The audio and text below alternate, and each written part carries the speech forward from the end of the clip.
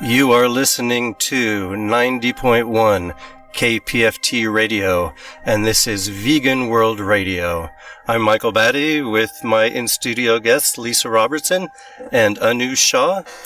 And our next guest is Dr. Stephen Best. He is a leading animal rights advocate and author of many and diverse books. Dr. Best is an associate professor of philosophy at the University of Texas at El Paso and co-founder of the Institute of Critical Animal Studies. He is the editor with Anthony Nocella of the book Terrorists or Freedom Fighters, ?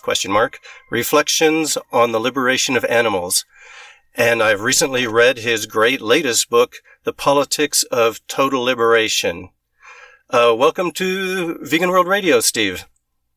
Hi, Michael. Thanks for having me, and happy so-called Earth Day. Okay. So every day should be Earth Day. Unfortunately, every day is a corporate domination and destruction day. So, and it's also unfortunate, giving a little bit of reference back to what you were saying in the first half of the show, that Earth Day gets colonized and co-opted and commodified into a great, glorious commercial for corporate sustainability. But I wish it were so. Yes, that is often very true and very disheartening. But we all have to keep up the fight, and yes. Hopefully the earth and its animals will prevail in the end. And so, in that vein, please tell us a bit about the threat you see to human and non-human animals that we're facing right now in this point in history. The threat to the entire planet is simply one species, Homo sapiens, that has completely overshot its limits on this planet Earth. And I would say that we're a failed species, that we have developed a particular kind of ingenious brain that allows itself to scientifically, technologically, economically manipulate the world, but that has such strong moral failings. It's not able to apparently handle this alleged intelligence and or to control its growth and its spread, and so that we now live on the planet in a completely unsustainable way. And everything the Earth is telling us is that we are a parasite, a virus, whatever is your favorite metaphor. We have overshot our limits on this planet, and we are now in contradiction to the nature of life, even though we are offshoots of the nature of life. This problem began at least 10,000 years ago with the origins of agricultural society.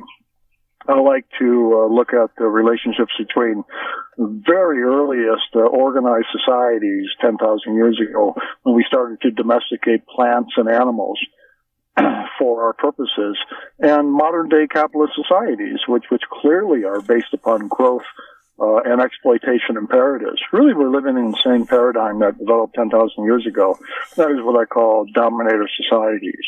We have formed dominator societies for 10,000 years ago, since 10,000 years ago, and what we are looking at now is the poison fruits of this legacy. Wow. And I mean, you can say that it's, there's this whole trend now with intersectionalism and bringing together all of these things, saying that it's all a similar cause, right? The dominance and the lack of compassion. So your book talks a lot about how it's important for all these groups, people against racism or sexism or, for the environment or veganism. Why do you think it's important for all of us to work together? Yeah, really, we're as the slogan goes, it's one struggle, one fight. We're really all fighting the same thing. We just don't recognize it.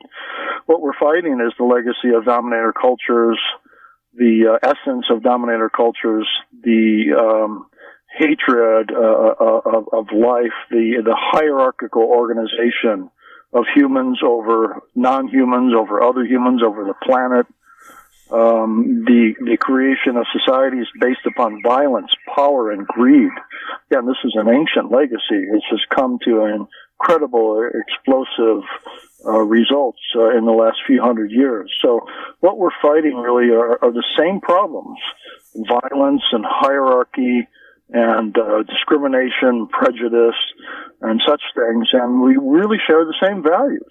All of the progressive movements, whether they're social justice movements, environmental movements, or animal rights, vegan movements, what we all want are peace, justice, nonviolence, sustainability, and the ability to create cultures that sustain life rather than destroy life. We just need to recognize that we're really working toward the same goal. And we, as vegans and animal rights people, need to see that we need the left. We need the social movements to win our cause. And they need to see the social justice movements and the environmental movements. They need to see that they need the vegan movements and animal rights movements to complete themselves, to realize their values, and to succeed in their struggles. We're all fragmented, and it's just the beginning now of trying to come together and realize that we all need one another. This has not been done yet. Yeah, your book has really inspired me to want to do that. I'm trying to, build relationships with environmental groups and try to, get them to get the vegan message, and also for us to support them. You have to really be reciprocal in these things, if you want to work together as a larger group. So what is your feeling about that? How are the best ways to pull these various groups together? That's the $25 million question, isn't it? It's something that we're trying to work out in both theory and practice. And I've tried to do this from so many different angles for the last 30 years. And I can tell you it's very difficult. It's very frustrating. It's hard even to fight a single issue fight, whether it's anti-homophobia, anti-racism, anti-sexism, or anti-speciesism. These are incredibly difficult fights all by themselves. But to try to connect these things and put them all together makes it all the more difficult, but all the more essential. We cannot run from the complexity of the crisis that we're involved in and the solutions that are necessary.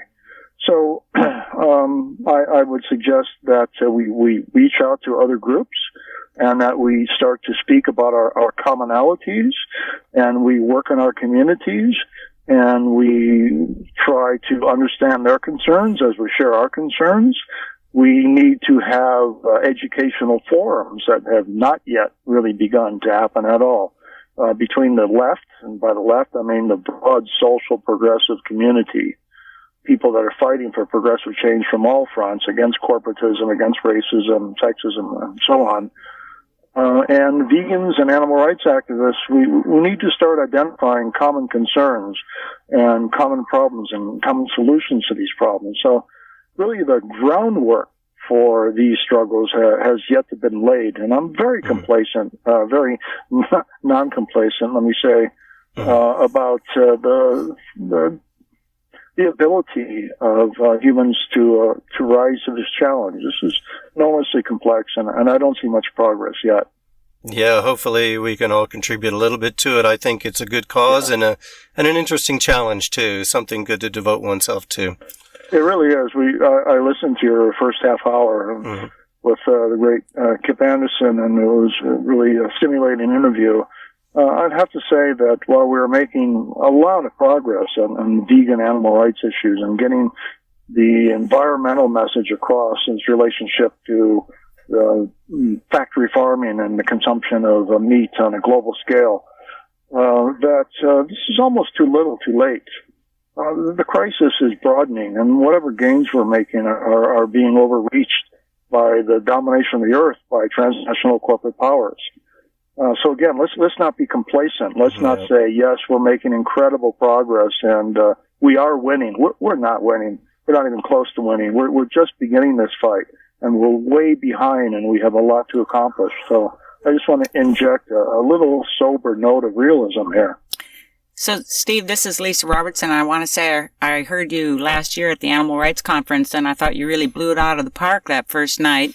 And that was really got a lot of inspiration from you. So back to the corporate power. I mean, today we read that Bluebell's recalling all of its products because of listeria, and 5.3 million birds, at least in Iowa, chickens, are going to be slaughtered because of the avian flu. So it'll be interesting to see how, the corporate world massages these messages, because clearly, as you say, we're on the precipice, and avian flu, as it spreads to more and more of these factory farms, is going to really raise the public's awareness. So what's your opinion? How do we capitalize on this to really use this as a way to highlight to the public, this is the face of industrial animal production, and this is what it means? Thanks, Lisa. That's a good question. And this goes really to the heart of total liberation politics. And that is, again, that all of these issues are interconnected. They're interconnected theoretically. They're interconnected historically. They're interconnected psychologically. They're interconnected environmentally in every possible way. The human social justice movements, environmental movements, and vegan and animal rights movements are all interconnected. This is all about one core problem of humans not being able to live on this planet in a peaceful, sustainable way. And so when we look at the news today about avian bird flu or listeria outbreaks, we can see very clearly, go back to an earlier point I had said, that what the Earth is telling us in so many ways, that we are living non-harmoniously, that we are in contradiction with the ways that, with ecological systems, and these are not as malleable or flexible as we think they might be. We're so used to everything changing and to a lot of change, but ecological systems are rather set in how they are balanced and harmonized. And this goes also to the core message that what we do to animals and what we do to the earth, we do to ourselves. And so when we live out of harmony with other living systems, this is naturally and inevitably going to rebound and affect us and destroy us. And that's why we see that we have avian bird flu. We have a post-antibiotic era in our society, because 80% of the antibiotics that we use in our society go to animal agriculture and factory farming. And so we consume these on a daily basis as a species. And so, of course, we're going to become resistant to these, and we're going to have diseases break out again that we thought we once had controlled. So here we see the rebound effect of our dominator lifestyles. So that is a very good lead into my next question. How does an ecological perspective differ from the traditional humanist perspective? Well, the ecological perspective completely decenters the humanist perspective. The humanist perspective is that we are lords and masters of the earth, and that everything exists for our purposes and as our resources. And the ecological perspective says that we are just one strand of a vast web of living and complex relationships, and that we need to understand this, which is an ancient spiritual complex, actually, and also an advanced scientific understanding. We're coming around to understanding what people always knew in their ancient life ways, and now we can establish this factually through science. That we are part of this fast-living system, and we must live in harmony with it. The humanist culture is a hubristic culture that says that we can dominate it, bend it, master it, make it suitable for our purposes, and we cannot do this. So the ecological perspective says that we belong to the earth. The earth does not belong to us. Right, exactly. I think a lot of humanists, I think many people just say they're humanists, and they're not that deeply into a very specific philosophy about that. But you do hear sort of idealistic humanist types talk about how they want to make things good for all of the people, right? And they leave out the vast majority of all the other life on the earth. Yeah, that's correct. You can see a kind of advance through social history beginning in the modern era, certainly the 18th, 19th, 20th centuries, where you see the rise of socialism, anarchism, communism, and such social movements that object to the exploitation of the vast majority of human society, of the working masses. And the call for equality on a much more vast and wide scale. And that was very important. Those movements were very important for furthering moral progress, for furthering the struggles for equality and justice. We cannot deny that. But the limitation of those struggles was that they stopped short of millions of other species, of the vast majority of forms of life on this planet.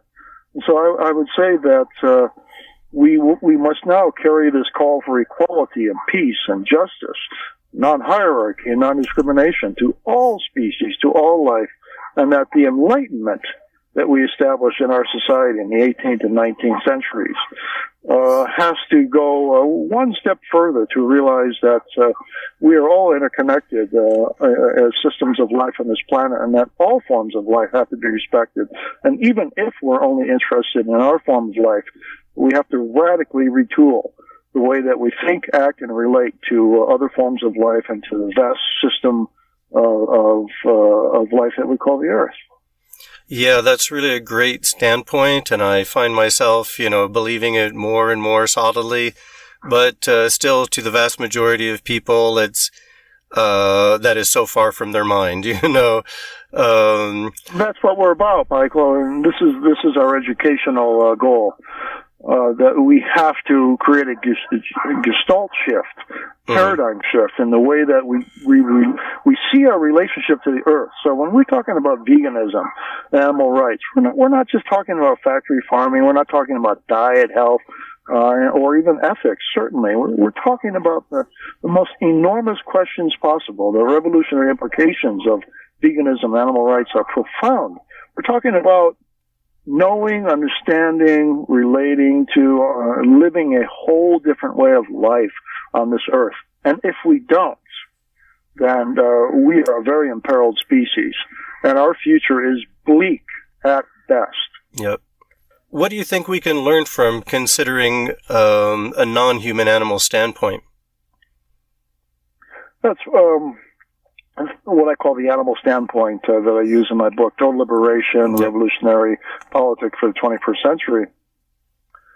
There are many perspectives on life, and we're certainly used to the humanistic perspective that developed in the Renaissance, that this world is not about that we exist for God, but we exist for ourselves, that we are autonomous beings, and we began to demystify this idea of a divine created universe. And humanism advanced as a revolutionary philosophy, say that humans are the meaning of life, the essence of life, and everything exists for us. And that was liberating in the 15th, 16th, 17th, and 18th centuries. But it's a very dysfunctional worldview right now, because it became just another articulation of a dominator worldview, whether it was the medieval worldview or the ancient or even early agricultural worldview. It's just another dominator worldview. So we have to move beyond that and to recognize that we need new worldviews, new identities, and new cosmologies. Yeah. So if you could see the world from a pig's point of view or a cow's point of view, you would see a whole different reality, a whole different way of seeing the world. And go ahead. Yeah. So I'm sorry. So when I say the animal standpoint, I literally mean that we look at the world as if we were a pig or a frog or a hog, horse or pig, etc. We look at the world from the perspective of how we interrelate to animals, how we have treated animals, what animals have meant to us positively, going back to ancient worldviews and animistic philosophies, and how important animals were for us to frame our identities and to relate to the earth and understand the earth and our position in it. And an animal standpoint looks at how we have dominated animals, how we have colonized them, domesticated them, and the consequences that animal husbandry, the whole legacy of animal exploitation, going back again 10,000 years ago, what that has meant for us as a society, and as stunted moral beings, and what that has meant for us ecologically. We can only understand our social and ecological crisis today and how it has developed historically from the animal standpoint. We can only understand the crisis that we inhabit in the world today by looking at our relationships to animals and how we have treated animals. And that tells us so much about our world that we didn't know before. For instance, when Marx in the 19th century re-examined society from a class perspective, showing how society developed according to class conflict and exploitation of labor power throughout history, that was revolutionary. That was really important for understanding the dynamics of history, whatever the flaws of Marx's theory were. It's undeniable. That was crucial. But it was certainly limited because it was a humanist perspective. Yeah. And so if we can look at history from the animal standpoint, we can gain just as many incisive insights, just as many revolutionary insights. And that's what I'm calling for. So you're very critical, obviously, of the modern concept of progress. Could you tell us a little bit about that? Well, it is a modern concept. The idea of progress did not exist in the ancient world. In the ancient world, in the Greek world, medieval world, it was either the notion that history is just cyclical. It's just the ebb and flow of civilizations, the rise and fall of kingdoms, or a very pessimistic view that God had created us to sin and to die, and some of us would go into salvation and so on. But in the kernel of that Christian idea was the idea that the notion that there was a linear rise of history, that history had a beginning, a middle, and an end, rather than just being cyclical. And in the modern world, really, we secularized that concept, and we discussed how history developed, it advanced, it followed a certain trajectory and chart, and it got better. That's what we meant by progress. It got better according to real advances in science, technology, and in world markets, if you will, that we had developed the world economically in ways that were completely unprecedented. So things were changing rapidly. A lot of people thought they were getting better, certainly scientifically and technologically and medically. In many ways they were. But we developed this notion of progress in terms of the extent to which we could dominate the world and master the world and bend it to our purposes. And it turned out this was a completely dysfunctional concept. It's a quantitative concept. It's based upon capitalist economics. It's based upon the degree to which we can command and master nature for our purposes. And it left out all qualitative dimensions. It left out the impact of this modern civilization on the vast numbers of peoples of the world, on the environmental systems, and on the animals. And so now we need actually not to destroy the concept of progress. I still think it's important to measure whether we're improving in our lives and our societies and our struggles or not. We need to reconfigure this concept to include animals and to include the earth, so that we cannot say we are making progress in our world to any extent unless we are beginning to harmonize with other systems of life on this planet, unless we are beginning to dramatically reduce our impact on the planet, to eliminate, to the extent possible, violence against other humans and other animals and the destruction of the earth. This is now the new marker of advance, of civilization. This is now the new concept of progress I try to work out in the book. Yes, my last question here was going to be, what changes do you think are needed to stop or at least mitigate the impending global ecological catastrophe? You've already answered that to a certain extent. Do you have anything to add to that? Just utterly revolutionary changes. Let's not be satisfied with reforms. Let's not be satisfied with tinkering. Let's not be satisfied with rehabilitating the dominator paradigm. We need to understand just how dysfunctional the worldview and systems of life that we have built over the last 10,000 years, how dysfunctional these systems are. We need to understand just how advanced and serious this crisis is. And again, even though we think we're advancing, the crisis is advancing much more rapidly. We can see this with climate change, with overpopulation, with migration, and the suffering of peoples, the impoverishment of peoples, and certainly the increasing toll on animals. The animal death toll just keeps climbing. It's not reducing. It's climbing. It's climbing globally. The industrial factory farm meat production system is advancing. It's spreading globally. We haven't really nicked that yet. We haven't eclipsed that yet, so we have so much work cut out. So it's absolutely revolutionary. We have to make socially revolutionary changes, psychologically revolutionary changes. We have to change our societies. We have to change our minds. We have to, there's so much change ahead of us. It's hard to imagine, how hard this challenge is and what we were facing. But we can't underestimate it. Otherwise we'll miss it entirely. So we have to have a really sober and frank assessment of the extent to which environmental crisis is overtaking us globally, and the degree to which we really have to revolutionize our societies and our lifeways and our ways of thinking and living. And I don't think, for instance, that capitalism is a sustainable form of existence. We cannot have a society that's based upon profit and accumulation of resources and the consumption of resources and exploitation of the earth. There's no sustainable way to have that kind of system. So I really believe that we need a post-capitalist society, a post-anthropocentric society, a post-dominator society. The work is all ahead of us. Yeah, it's really a huge challenge for sure.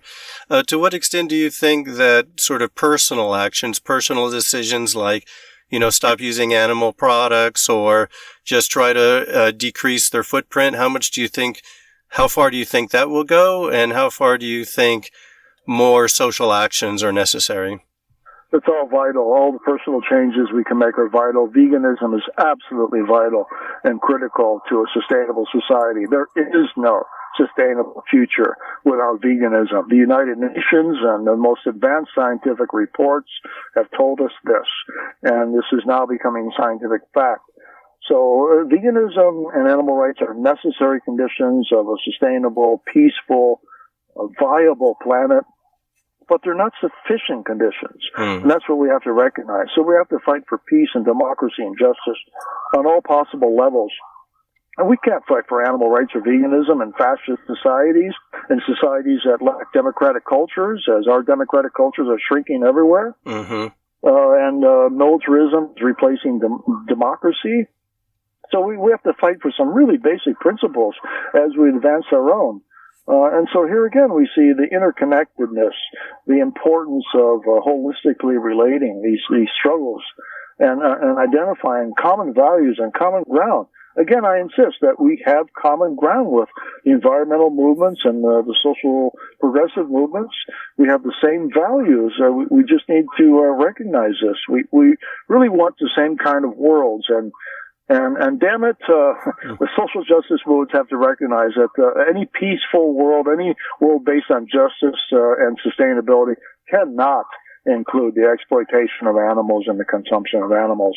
That was very well said. I've also been reading some of the works of Gene Sharp about nonviolent action, and I think it has a lot to teach us as well, But that's a much harder struggle for many of us, than changing our personal behavior. I know you mentioned and you've talked about, groups like the ALF and the ELF and some of the successes that they have had. How do you think these nonviolent action and things that the ALF does, how do you think that will contribute? Well, it will contribute a lot in terms of liberating animals that cannot be liberated by so-called peaceful means, by demonstrating, by petitions, protesting, etc. There are times, and many of them, when we have to break into laboratories and we have to break into puppy farms and vivisection prisons and take these animals out by any means necessary. But this is to say that there are many tactics that are necessary throughout history and for any particular social problem that we need to use. So I want to say first that we need to be pluralistic. We need to look at all of our options. We need to be contextualistic. We need to see which options will work best in which situations. And the whole debate between so-called nonviolent or violent forms of struggle, or mainstream versus animal liberation approaches, This is really not where the debate should be. The debate should be, what do we need to do to change our social institutions? So even if we had 1 million ALF forces throughout the world, they're going to liberate a lot more animals that stand in prison today, or that could be liberated by other means. That's for sure. But it would still not solve the problem. The problem is an institutional, economic, psychological problem, and that's what we need a total revolution to solve and to address. Well, a very good way to wrap up this interview. Dr. Stephen Best, you've been a great guest, and you've really given us a great message for the so-called Earth Day, as you would say. So it's been a pleasure having you. Thank you. My pleasure. Okay. Good night. Good night. And that is Vegan World Radio. Thank you very much, and good night.